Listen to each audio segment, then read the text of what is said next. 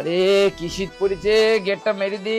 উরে বাবারে বাবারে বাবারে, উফ, ও বাবা, মালটা এক প্যাক খেতেই হবে।